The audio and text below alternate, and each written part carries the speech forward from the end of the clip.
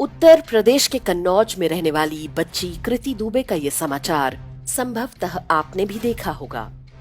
समाचार के अनुसार पहली कक्षा में पढ़ने वाली 5 साल की इस बच्ची ने प्रधानमंत्री नरेंद्र मोदी को पत्र लिखा है।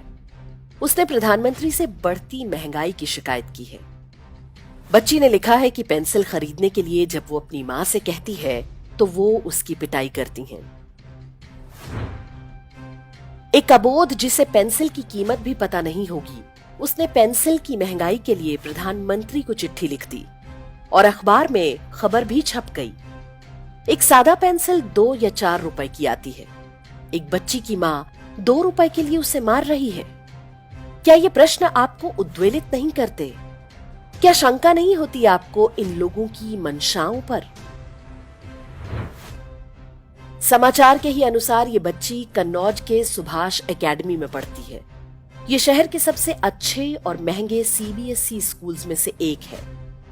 बच्ची के स्कूल की फीस ही 55,000 सालाना है।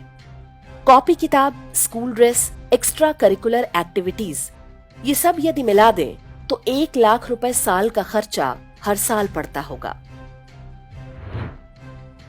तो हर वर्ष 1 लाख खर्च करने वाली कलयुगी माँ अपनी बेटी को मात्र 2 रुपए की पेंसिल के लिए पीट रही है। अक्सर हमें समझ में नहीं आता, लेकिन ऐसी ढेरों कहानियां जनमत तैयार करने के लिए गढ़ी जा रही हैं, जनता के मन में नैरेटिव सेट करने के लिए। भले ही इसके लिए 5 वर्ष की एक अबोध बालिका का नाम और चेहरा प्रयोग करना पड़े। आपको शायद अब याद नहीं रहा होगा, वर्ष 2015 में मात्र 6 महीने के 2 बच्चों अर्जुन और आरव और एक 14 महीने की बच्ची जोया भसीन ने सर्वोच्च न्यायालय में याचिका दायर की थी। उनकी दलील थी कि हमारे फेफड़े पूरी तरह से विकसित नहीं हुए हैं, अतः हमें दशहरा और दीपावली पर होने वाली आतिशबाजी के धुएं से खतरा है। अपनी याचिका में उन्होंने दशहरा और दीपावली के अतिरिक्त किसी अन्य त्योहार या इवेंट का नाम नहीं लिखा। नए साल, शबे बारात, शादी ब्याह और स्पोर्ट्स इवेंट पर भी आतिशबाजी होती है, लेकिन उनके धुएं से इन तीनों ही बच्चों के फेफड़ों को कोई खतरा नहीं था। जज साहबों ने प्राथमिकता के आधार पर सुनवाई करते हुए तत्काल दिवाली पर प्रतिबंध लगा दिया। तमाम वैज्ञानिक अध्ययनों में सिद्ध हो चुका है कि सर्दी से पहले होने वाले प्रदूषण में दिवाली का हिस्सा नगण्य है, लेकिन जज साहब टस से मस होने को तैयार नहीं। सुप्रीम कोर्ट का ये तुगलकी प्रतिबंध आज भी जारी है। न्यायपालिका के सम्मान के नाम पर सरकार भी मूक दर्शक बनी हुई है। ये फेक न्यूज की तरह कोई सामान्य दुष्प्रचार नहीं है। ये वामपंथियों के आदर्श और हिटलर के प्रोपेगेंडा मंत्री गोएबल्स का तरीका है। छोटे छोटे बच्चों के मन में विष घोला जा रहा है। इस वामपंथी तिलिस्म को हमें तोड़ना ही होगा। इसके दोषियों पर कानूनी कार्रवाई ही एकमात्र विकल्प है।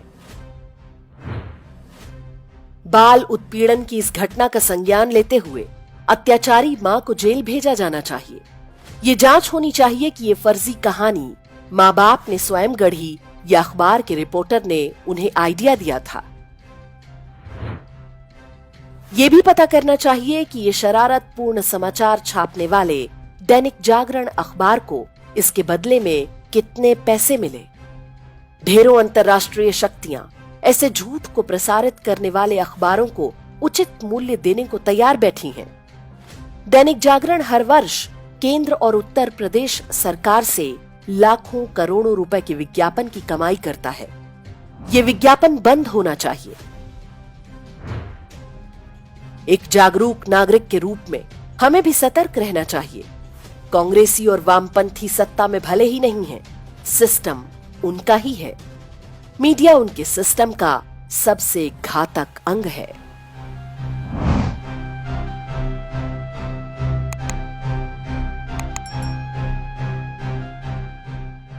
इंडेक्स ऑनलाइन के वीडियो समाज को समर्पित हैं।